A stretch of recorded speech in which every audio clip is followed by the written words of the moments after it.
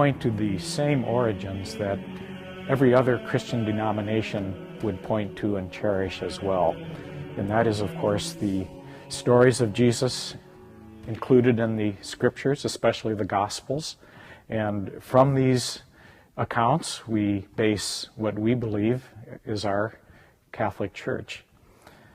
The seeds in the New Testament, of course, of church are at the moment of Pentecost, when the Holy Spirit comes and transforms this small group of disciples into a living organism, a group of people now dedicated to following the mission of Jesus and proclaiming the good news of Jesus to the world. When we look at all the scriptures, though, we also find that there's special attention paid to two people that perhaps make the Catholic Church unique, and these two people are Peter and Mary.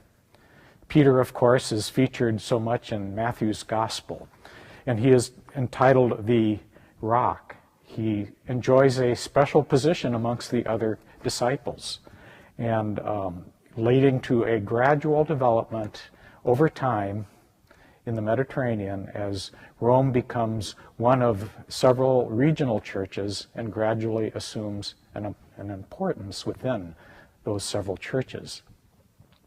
The other figure in the New Testament gospel accounts is Mary, and she begins to be seen as the first of the disciples in the Catholic view, modeling what it means to be a follower of Jesus, pondering the Lord's words and her experience of Jesus in her heart, and growing in faith in that way. The second phase in the development of the Roman Catholic Church, and again still shared with many other denominations of faith, is the role of the major councils or gatherings of church leadership that began to take place 100, 200, 300 years into the Christian movement. These include Constantinople, Nicaea, Ephesus, Chalcedon. They were gathered in order to try to discern more deeply who Jesus was and how he can be more fully understood, always grounded, of course, in the scriptures that we base our faith in Jesus. And these councils tried to define Jesus in the midst of a bewildering variety of interpretations of who Jesus was. Mainly, was he human? Was he divine? How did that human and divinity mix or become a union in one Lord? And so these became quite contested moments in church history, and out of them came definitions and creeds that are still part of the Catholic faith and very much a framework for the Catholic faith.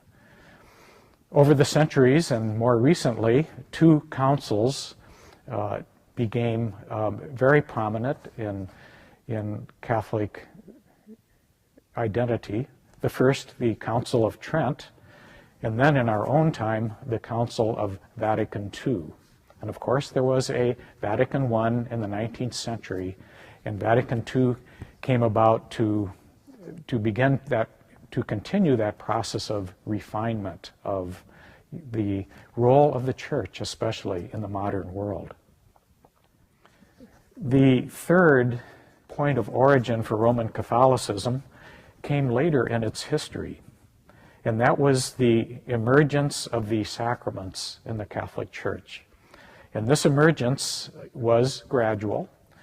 Some sacraments were treasured moments of grace from the very beginning, baptism, the Eucharist, and others took time to develop and to become recognized as encounters with the risen Christ and full of grace. Sacraments such as marriage, ordination.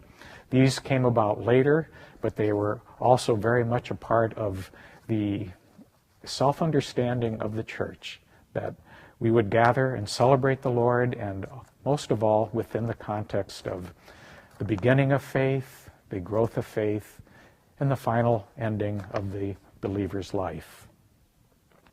Finally, we see in the church the origin of special communities, communities of worship and of work.